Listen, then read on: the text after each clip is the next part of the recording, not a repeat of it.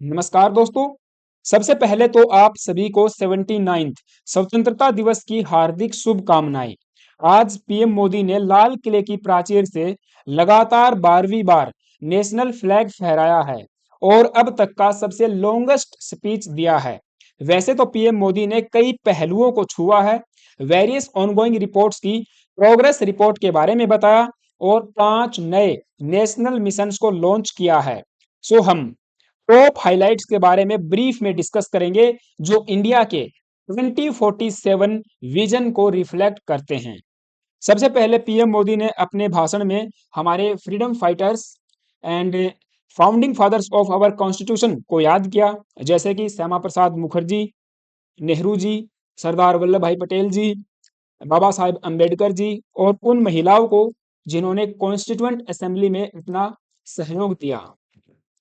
PM Modi ने operation सिंदूर की success से लेकर technology, energy, space achievements, self reliance in various sectors, चाहे डिफेंस हो या सेमीकंडक्टर हो, inclusive growth, national security, farmers, startups, ease of doing business, policy reforms and बहुत से ऐसे क्षेत्र हैं जिन पर बात की गई। लेकिन फिर भी मैं मानता हूं कि कुछ एरियाज ऐसे थे जिन पर बात होनी चाहिए थी, जिनका जिक्र होना चाहिए था, लेकिन पीएम मोदी ने उन पहलुओं को नहीं छुआ। हम लास्ट में उनके बारे में बात करेंगे क्योंकि मेरे हिसाब से वे जरूरी थे। आप भी ये मानोगे कि हाँ, इनके ऊपर भी अगर बात होती तो अच्छा होता। तो सबसे पहले जैसा हमने बात की, पीएम मोदी ने हमारे फ्रीडम फाइटर्स एंड जो founding fathers of our constitution थे उनको याद किया।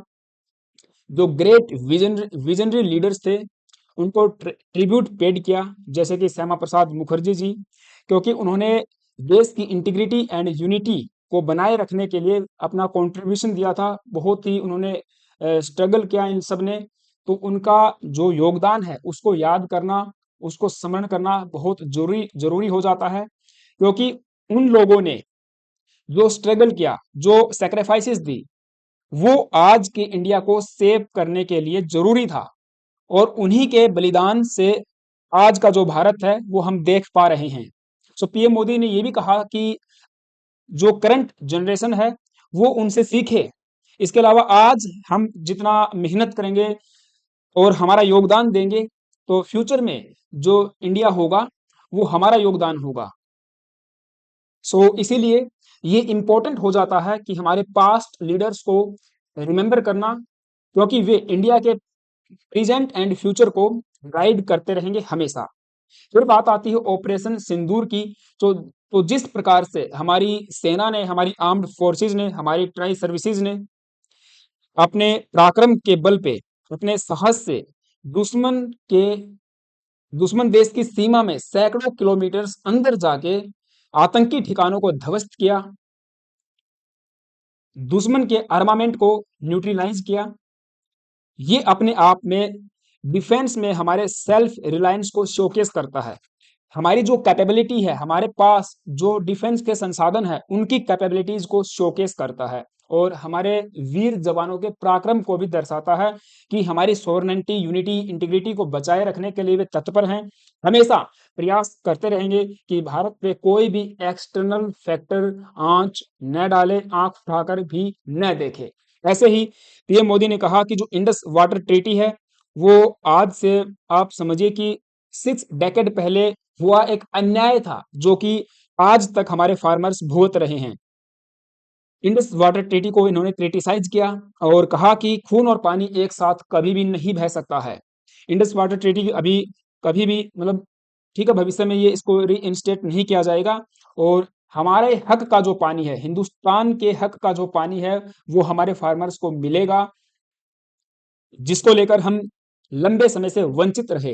तो हमारे फार्मर्स को इससे फायदा होगा। तो यहाँ पर भी कुछ ना कुछ आगे आने वाले समय में डैम्स का अनाउंसमेंट हो सकता है कि किस तरह से हम नदियों को आपस में जोड़ सकते हैं, बड़ी बड़ी कैनाल्स बना सकते हैं। हमारे पंजाब, हरियाणा, हिमाचल प्रदेश, इधर राजस्थान और गुजरात तक इनका पानी डाइवर्ट कर सकते हैं। हमारे इस पूरे एरिया के किसानों को इससे फायदा हो सकता है।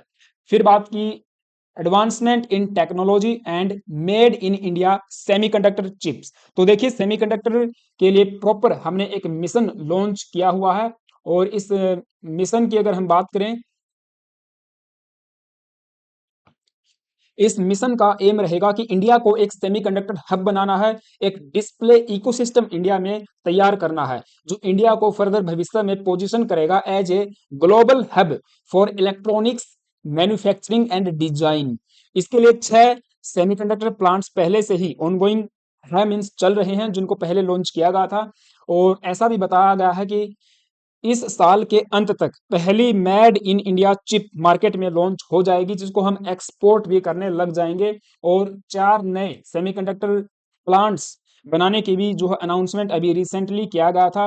ह्यूज आत्मनिर्भर Bharat move India green lights for new semiconductor plants, और इसके लिए आई थिंक 47,000 या 46,000 करोड़ रुपीज कंबाइंड इन्वेस्टमेंट की जाएगी पंजाब, ओडिशा और हमारे आंध्र प्रदेश में, जो फर्दर स्ट्रेंथन करेगा इंडिया के पोजीशन को, इंडिया के इकोसिस्टम को। क्योंकि इलेक्ट्रॉनिक मार्केट में अगर आप देखोगे, और आज हमारे दैनिक जीवन में भी बहुत सारे ऐसे कंपोनेंट्स, बहुत सारे ऐसे डिवाइसेस हैं जहां पे सेमीकंडक्टर एक क्रिटिकल रोल निभाता है।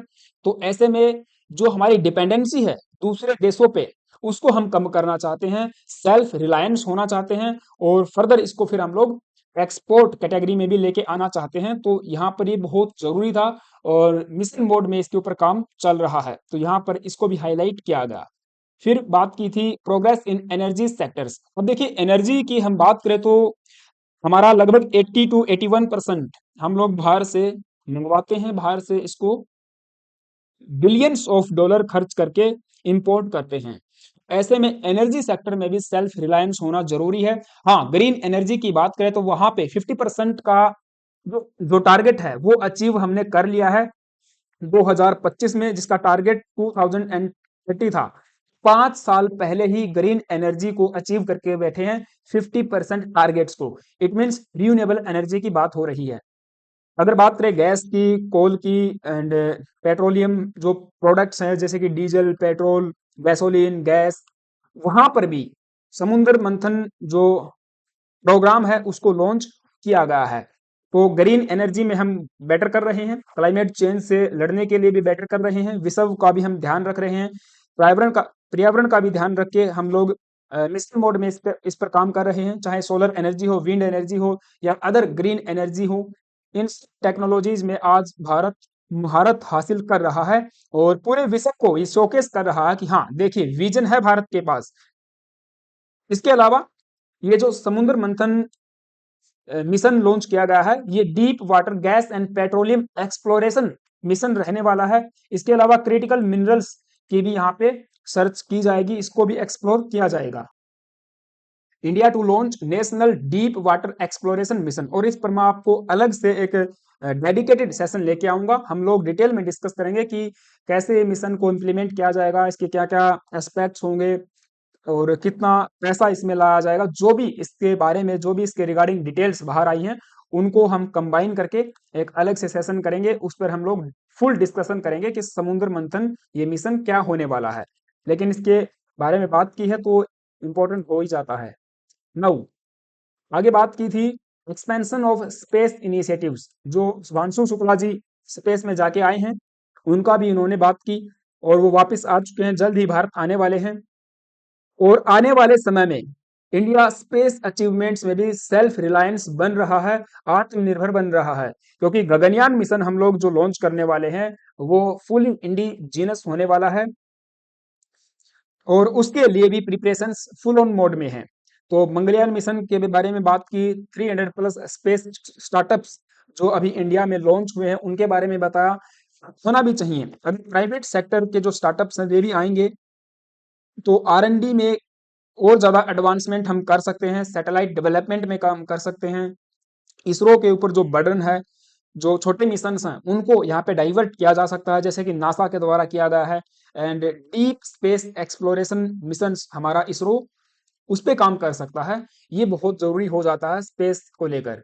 Now strengthening modern ecosystem UPI platform fertilisers reforms. अब देखिए पहले अगर हम बात करेंगे फर्टिलाइजर रिफॉर्म्स की, चूंकि हमारे किसान फर्टिलाइजर्स पे ये ग्रीन रिवॉल्यूशन के बाद बहुत ज्यादा डिपेंडेंट हो गए हैं। हमारे किसानों को फर्टिलाइजर्स चाहिए, लेकिन यूक्रेन एंड रशिया जैसे देशों से फर्टिलाइजर्स हम लोग खरीदते हैं, तो वहां पे ऑलरेडी जो वार लाइक सिचुएशन है उसकी वजह से, और सिचुएशन क्या, वार हो ही रखा है, उसकी वजह से वे पहले से ही महंगे हो गए हैं। जो गैस का इस्तेमाल किया जाता है वो पहले से ही महंगी है, तो फर्टिलाइजर्स अल्टीमेटली महंगे हो जाएंगे। इंडिया में आते आते आपको पता भी होगा कि 1500 के आसपास या 2000 के आसपास, मतलब इतने रेट में फर्टिलाइजर्स को किसानों के द्वारा खरीदा जा रहा है। लेकिन उसमें भी फिर फर्टिलाइजर्स की गुणवत्ता होनी चाहिए, वे न्यूट्रिएंट वैल्यू उसमें हाई होनी चाहिए। ऐसा नहीं कि ऐसे फर्टिलाइजर्स हमारे पास हों जो हमारी धरती माँ को खराब करे, हमारी जो उपज है, उपज को प्रभावित करे, और हमारे जमीन की जो वैल्यू है और जो कैपेबिलिटी हम कह सकते हैं, कैपेसिटी कह सकते हैं, उसको नुकसान पहुंचे। ऐसा नहीं होना चाहिए। तो फर्टिलाइजर्स में भी गुणवत्ता होनी चाहिए। इसके ऊपर भी इन्होंने बात की है, रिफॉर्म्स होने चाहिए। विमेन सेल्फ हेल्प ग्रुप, किस तरह से हमारी जो महिलाएं हैं उनके प्रोडक्ट्स आज मार्केट में बिक रहे हैं और वो अपने आप को आत्मनिर्भर बना रही हैं, अपना खुद का पैसा कमा रही हैं, उनका एक बिजनेस खड़ा हो रहा है। ऐसे ही एंटरप्रेन्योरशिप, नए नए स्टार्टअप्स आ रहे हैं। एंड यूपीआई प्लेटफॉर्म, अब यूपीआई प्लेटफॉर्म आप सबको भी पता है, बहुत सारे देश इसको अडॉप्ट कर रहे हैं। रियल टाइम ट्रांजैक्शन में 50% पूरे वर्ल्ड का केवल यूपीआई के माध्यम से हो रहा है। छोटे से लेकर बड़े देश इसको आज अडॉप्ट कर रहे हैं। सो ये हमारा सामर्थ्य है। ये मोदी जी का यही कहना है कि इसी सामर्थ्य को आपने दूसरे एरियाज में भी लगाना है। यहाँ पे कि हमारे खुद के social media platforms and apps applications होनी चाहिए। क्यों नहीं है? Social media and digital platforms के बारे में आज पीएम मोदी ने लाल किले की प्राचीर से जब कहा तो काफी, मतलब बहुत बेहतरीन लगा। और होना चाहिए, हमारे जो स्टार्टअप्स हैं, हमारे इस फील्ड के जो जानकार हैं, इंजीनियर्स हैं, उनको आगे आना चाहिए। जो सॉफ्टवेयर डेवलपर्स हैं उनको आगे आना चाहिए, और खुद का इंडिजीनस प्लेटफॉर्म हम बना सकते हैं। जब यूपीआई बना सकते हैं, इतना बड़ा रियल टाइम पेमेंट ट्रांजैक्शन वाला सिस्टम बना सकते हैं, जिसने ये आप समझिए कि 140 करोड़ भारतीयों के अलावा विश्व के भी अन्य लोगों की जिंदगियों को बदल दिया है। अगर 1 रुपया भी आपको पेमेंट किसी को करना है तो हम कर पा रहे हैं बिना किसी हर्डल के। तो ऐसे में हमें हमारा खुद का सोशल मीडिया प्लेटफॉर्म भी हमारे पास होना चाहिए। जब डोनाल्ड ट्रंप जैसे एक बिजनेसमैन अपना खुद का सोशल मीडिया प्लेटफॉर्म चला रहे हैं, अपनी आइडियोलॉजी को प्रमोट कर रहे हैं, अपने खुद के नैरेटिव को वहां पे बिल्ड कर रहे हैं, तो हम ऐसा क्यों नहीं कर सकते? अब चाइना के का एग्जाम्पल आप ले लीजिए। चाइना के इंजीनियर्स ने, जो भी आप कह सकते हो उनको, उन्होंने टिकटॉक बनाया, और एक वी चैट करके एक खुद का उनका व्हाट्सअप जैसा चल रहा है। तो वे ना तो व्हाट्सअप यूज करते हैं, ना इंस्टाग्राम यूज करते हैं, और यूट्यूब का तो पता नहीं।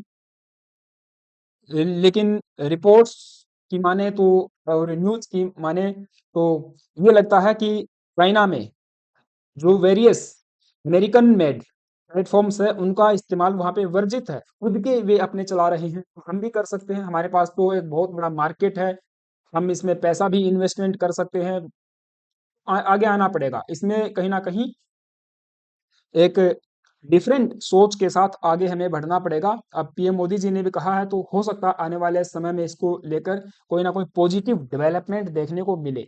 न विकसित भारत बनाने के लिए एक विकसित भारत रोजगार योजना आज से ही लागू की गई है, जिसमें जो पहली बार युवा जॉब पे जाएंगे, जिनको नौकरी मिलेगी। अब इसको लेकर भी कुछ डिटेल्स सामने आई नहीं है, तो उनको 15,000 मिलेंगे। अब ये जॉब पे कहाँ जाएंगे? प्राइवेट सेक्टर में जाएंगे या सरकारी में जाएंगे? शायद निजी क्षेत्र की बात हो रही होगी।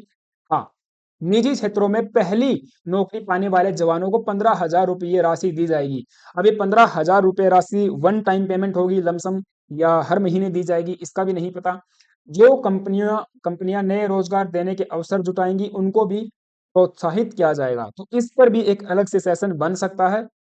फर्दर जैसे ही डिटेल्स बाहर आती हैं हम उसके ऊपर लेके आएंगे। और इसमें ये कहा गया है कि 3.5 करोड़ युवाओं को फायदा मिलेगा। हाँ, योजना अच्छी लग रही है, बेनिफिट होने वाला है, बट फिर भी मैं सोच रहा हूँ कि इस पे ज़्यादा डिटेल्स आनी चाहिए। कैसे कैसे इसको इम्प्लीमेंट किया जाएगा, किन किन लोगों को इससे फायदा होगा, कौन कौन इसके बेनिफिशियरी हो सकते हैं। सो फर्दर उस पर बात होगी, राइट। नाउ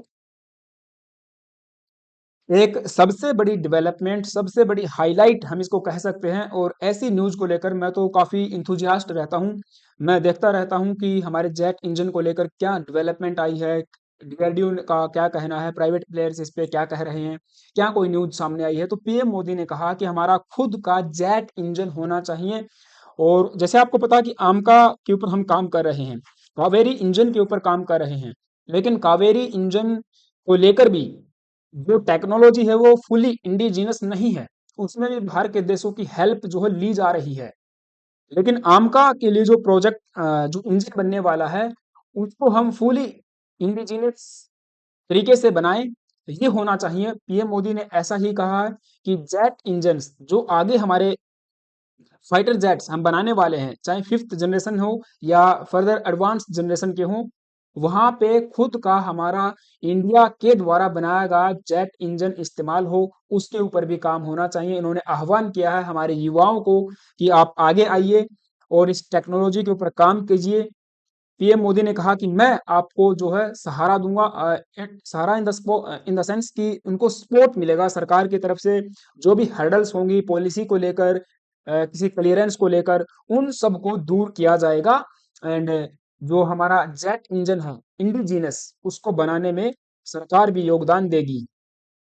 और इस पर मैं एक अलग से सेशन भी लाऊंगा कि क्या अपडेट है हमारे जेट इंजन को लेकर, आमका को लेकर, या जो फिफ्थ जनरेशन फाइटर जेट फिलहाल के लिए हमारे स्टिल्थ गैप को फिल करने के लिए चाहिए चाइना के साथ, उसको लेकर क्या अपडेट है। क्योंकि मार्केट में ये न्यूज आई थी F-35 को इंडिया नहीं खरीदेगा, इसके बदले पुतिन ने एक और अनदर ऑफर दिया है इंडिया को सुखोई 57 प्रिक्योर करने के लिए। तो उस पर हम बात करेंगे। अब यहाँ पे डिफेंस में सेल्फ रिलायंस होने के लिए सुदर्शन मिशन, शायद सुदर्शन मिशन नाम से लॉन्च किया गया है, जो ओवरऑल हमारी सिक्योरिटी को इन्हांस करेगा, जिसमें सिविलियंस हो, हमारी टेक्नोलॉजी सिक्योरिटी हो। क्योंकि जैसे जैसे टेक्नोलॉजी एडवांसमेंट कर रही है, तो कहीं ऐसा ना हो कि भविष्य में हम उससे पीछे छूट जाएं और हमको वो समझ में ही न आए। तो उसके साथ साथ हमको भी ग्रो करना है। वो एक सुदर्शन मिशन होने वाला है। उसको लेकर भी अलग सेशन बन सकता है जब फर्दर डिटेल्स सामने आएंगी कि क्या क्या उसमें हम लोग अचीव करने वाले हैं और कैसे उसको इम्प्लीमेंट किया जाएगा, कौन कौन से सेक्टर्स को उसमें शामिल किया जाएगा।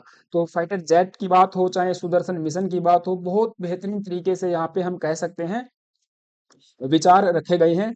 और यहाँ पे एक बात और ऐड करना चाहूंगा लास्ट में, जो ट्रम्प के टैरिफ्स हैं उनका भी बिना नाम लिए जो है पीएम मोदी ने जवाब दिया है। पीएम मोदी का कहना था कि जो हमारे किसान हैं, हमारे पशुपालक हैं, मछुआरे हैं, हमारे सबसे बड़ी प्राथमिकता है। इससे जुड़ी किसी भी अहितकारी नीति के आगे मोदी दीवार बनकर खड़ा है, और भारत अपने किसानों, पशुपालकों, मछुआरों के साथ कभी भी समझौता जो है स्वीकार नहीं करेगा। और ये बात पहले भी आप कह चुके हैं, तो बहुत अच्छा लगा कि हाँ, हमारे किसानों के साथ खड़ा रहना जरूरी है। और किसान जो लीडर्स हैं उन्होंने भी प्रेज किया था पीएम मोदी के इस मूव को कि हाँ,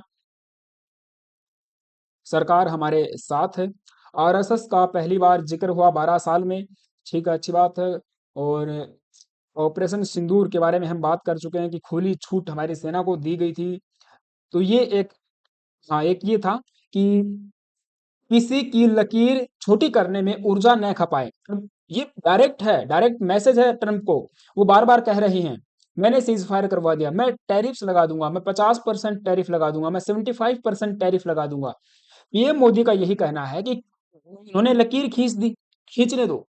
मतलब वो अपनी बात को सर्वोपरि रखना चाहते हैं, ठीक है, रखने दो, कोई बात नहीं।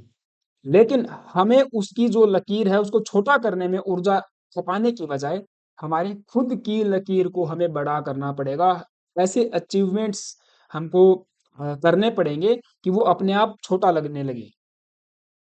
जैसे कि हमारे ऊपर 50% टैरिफ लगे, अब उस बात को लेकर ट्रम्प के साथ झगड़ने में कुछ नहीं जाता।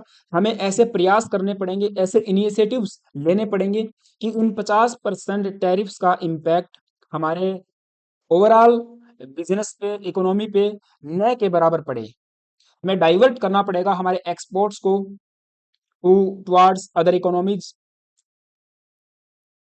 20,000 करोड़ के एक्सपोर्ट प्रमोशन मिशन को सक्सेसफुली इम्प्लीमेंट करना पड़ेगा धरातल पे, केवल कागजों पे नहीं। तो ये चीज हमको करनी होगी और लकीर छोटी करने में ऊर्जा नहीं खपानी चाहिए।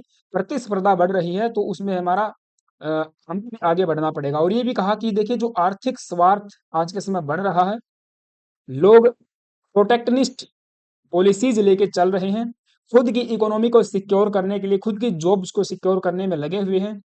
तो ऐसे में समय की मांग है, हम उन संकटों पर रोते नहीं रहें, बल्कि हिम्मत के साथ अपने रास्ते पर आगे बढ़ते रहें।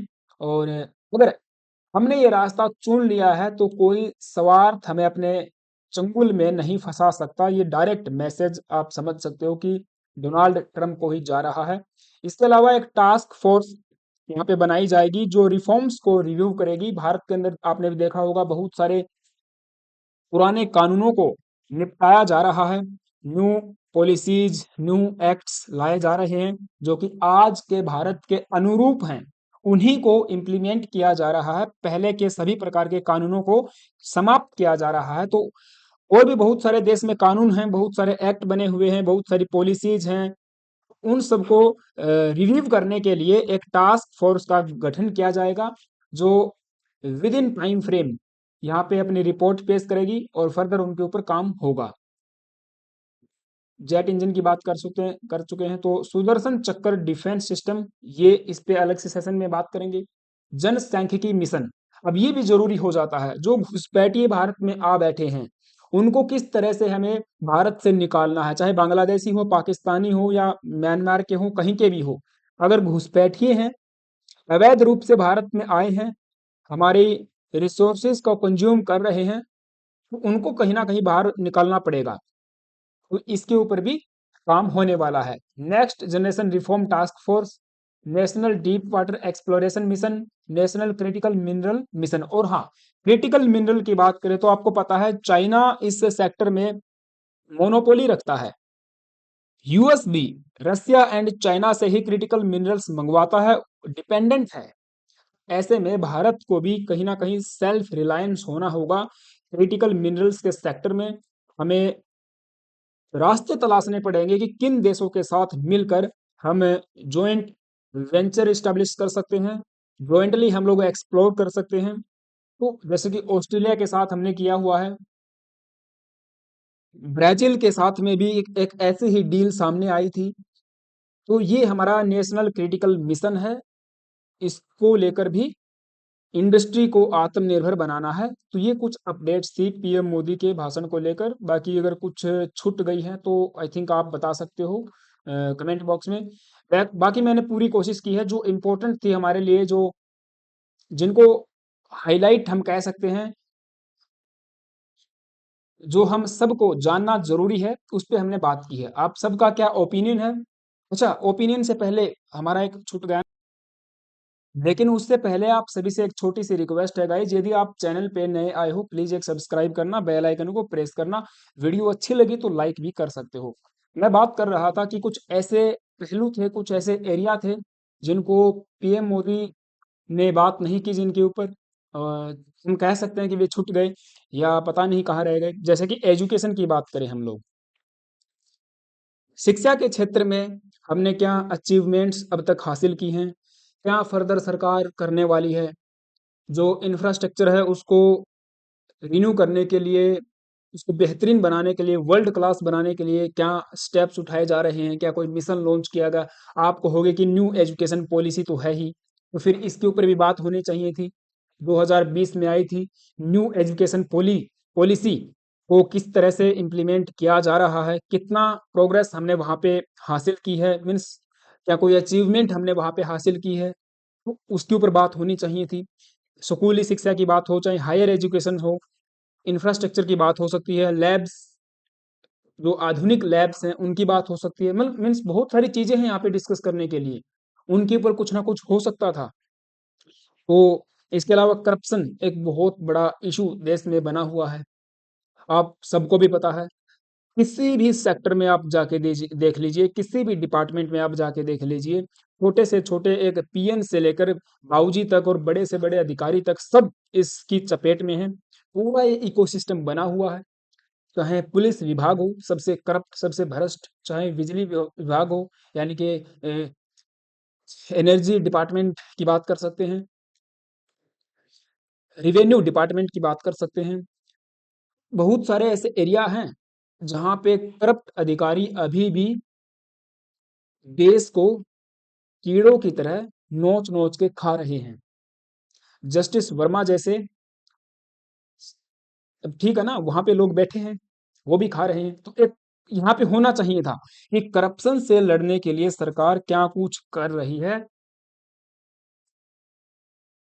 कैसे इस इशू से टैकल किया जाए, कैसे रोका जाए। नहीं कोई बात हुई। अब आप कहोगे कि लाल किले की प्राचीर से शायद इस पे बात नहीं होनी चाहिए। क्यों नहीं होनी चाहिए? जब आप उपलब्धियां गिनवा रहे हो तो हमारी जो कमियां हैं उनको भी दूर करने के लिए भी बात होनी चाहिए ना। और इसके अलावा रेड टेपिज्म, हाँ कुछ हद तक बात की है कि जो पॉलिसीज हैं उसमें रिफॉर्म किया जाएगा, लेकिन पॉलिसीज में रिफॉर्म से बात नहीं बनेगा। धरातल पे जो लाल फीताशाही है वो अपनी जड़ें जमा चुकी हैं। उसको जब तक उखाड़ के नहीं फेंका जाएगा, काम नहीं चलने वाला। तो कुछ और भी सेक्टर हैं, मैं बात नहीं करना चाहता ज्यादा, आप सबको भी पता है। चलिए ठीक है, आपका ओपिनियन मुझे कमेंट बॉक्स में जरूर बताना। चैनल पे नए आए हो तो एक सब्सक्राइब जरूर करना। Thank you, have a nice day.